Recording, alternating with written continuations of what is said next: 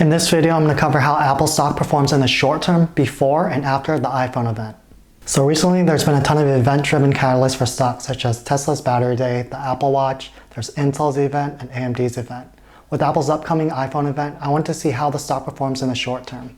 Alright, the format of this video. First, I'll be quickly covering the upcoming iPhone event. Next, I'll be giving a quick breakdown of the current Apple stock. And then I'll be covering how Apple stock has performed over the last 10 years for the 30 days coming up to the event, 1 day after the event, 30 days after the event, and then 60 days after the event. Stay to the end of the video to see what I'm going to be doing with my Apple shares after all this research. Hey everyone, what's going on? If you're new here, my name is Davis and welcome to my channel. Each week I make new videos on personal finance and wealth building, so subscribe and click the notification bell so you don't miss out on my next video.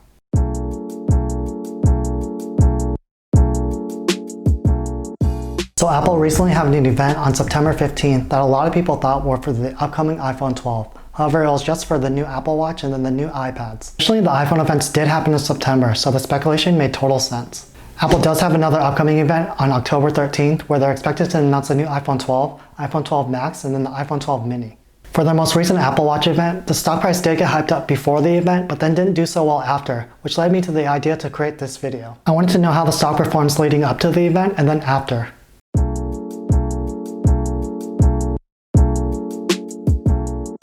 Alright, before we dive into the last 10 years of Apple stock, let's look at Apple's current stock price. As of this recording, October 10, 2020, Apple stock is currently closed at $116.97, and its market cap is $2 trillion, and then for its 52-week range, its low is $53.15, and then its high is $137.98. And then as of this recording, its PE ratio is 35.49. And in the next section, I'm going to cover how the stock performs over the last 10 years. The prices you'll see will be adjusted for the recent 4-to-1 stock split.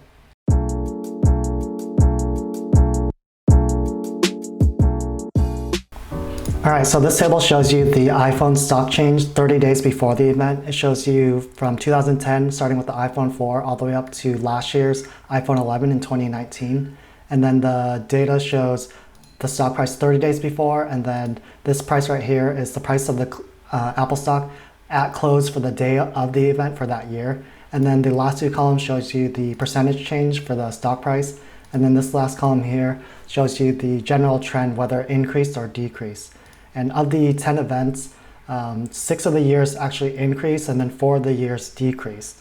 And when there was a stock decrease, there was 3 drops that were basically 2% or higher. So this one right here, -8, and then this is pretty much 2%, and then 4.5%. And there was only 1 year where there was a decrease, and it was basically very minor at -0.6% for the iPhone 7. And then for the increases are pretty big. So last year it's 8.1% for the iPhone 11. 5.8% for the iPhone XS, SX Max, and XR. And then for the iPhone 8, there was just a relative increase leading into the event. Overall, for these events, the consensus seems to be that the increases feel pretty minor if you compare it to something like Tesla, where the stock skyrockets once the event is happening. But then for Apple, since it's a huge and established company, so any change over 2 or 3% is a pretty big deal for this type of stock. And then I know it's not exciting as like a Nikola SPAC where the stock shoots up to like $80, $90, but overall there's a positive trend when you look at the data for the 30 days leading into the iPhone.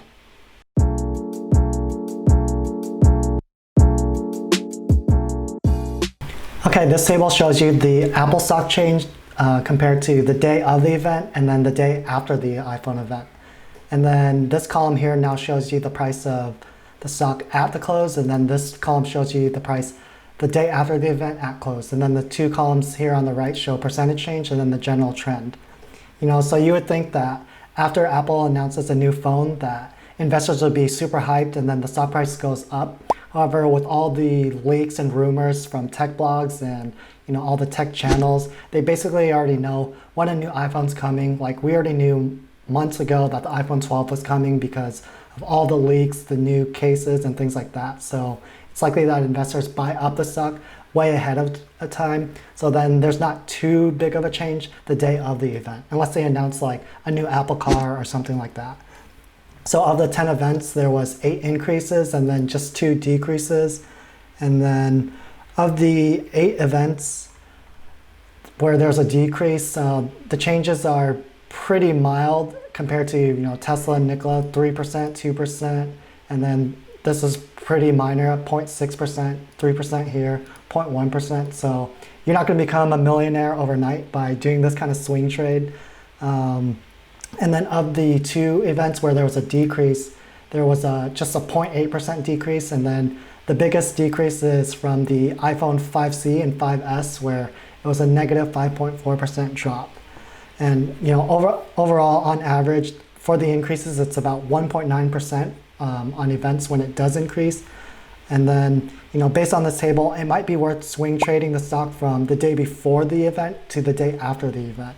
And then on the next table, you might be surprised on the trend, how the stock performs 30 days after the iPhone event.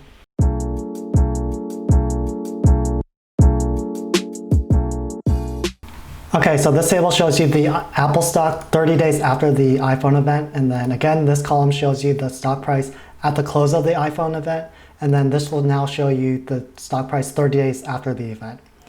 Yeah, so the way Apple works is typically the iPhone is released a few weeks after the actual iPhone event, so the hype is still very real.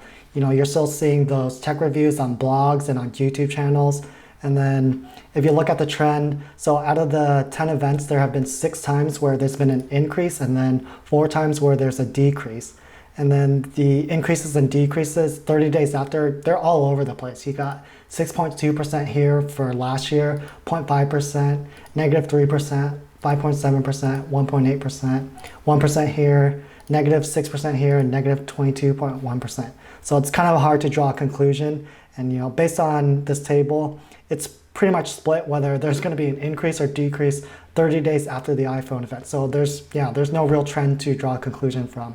The 30-day price kind of seems like a downer. However, 60 days might be where the money's at.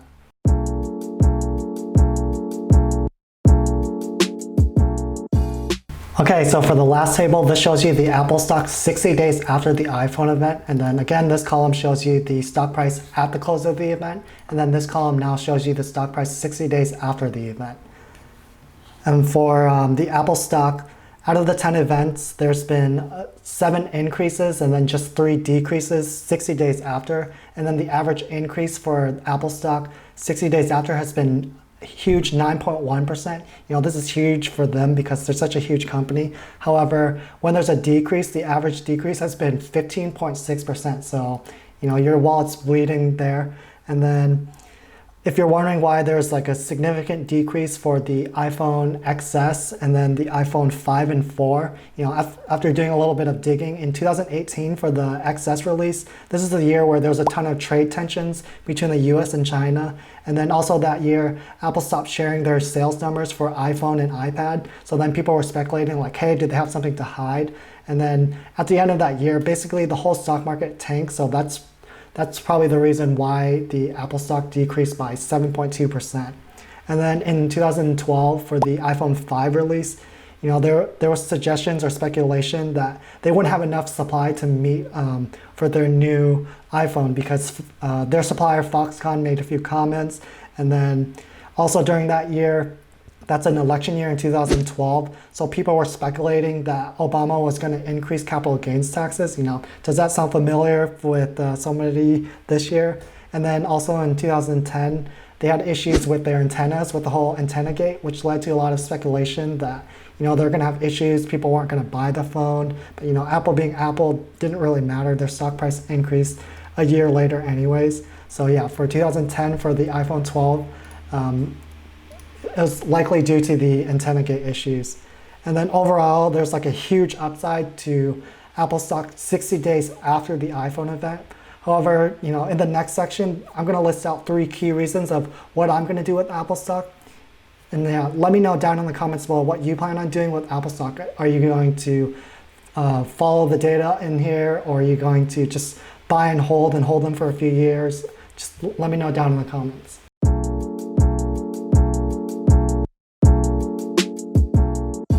So I bought shares of Apple near the start of September, and then I plan on selling them near the first half of the Apple event. I'll explain why, but before I do, let me provide some context for this investment. These shares are currently in my short-term investing account on Webull.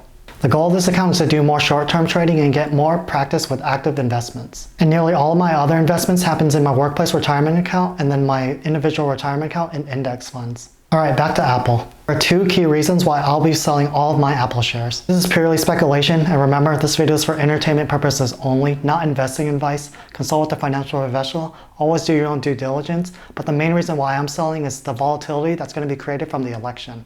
If Trump loses, then I expect for there to be a lot of political chaos because he hasn't agreed to a peaceful transfer of power. After the election, there will definitely be 2 weeks of extreme uncertainty as the mail-in ballots are being counted. There will definitely be an increase in volatility based on the stimulus news or the lack of progress for a new stimulus. And based on the last two election years in 2016 and 2012, Apple stock has dropped in the 60 days following the iPhone event. I plan on selling in the middle of the iPhone event because that's when the hype is going to be the highest. I also want to get out of the stock as volatility increases as we get closer and closer to the election. Apple stock is a great buy and hold investment, but I'm just doing this as practice for more active investing and just to test out my theories. I'm going to make a follow-up video to see how this investment pans out, so subscribe and click the notification bell so you don't miss out on that video. If you want to do your own stock investments and you want to get started, I'll leave a link down to Webull down below so that you can sign up. If you sign up and you deposit just $100, you can end up getting 2 free stocks valued at up to $1,600.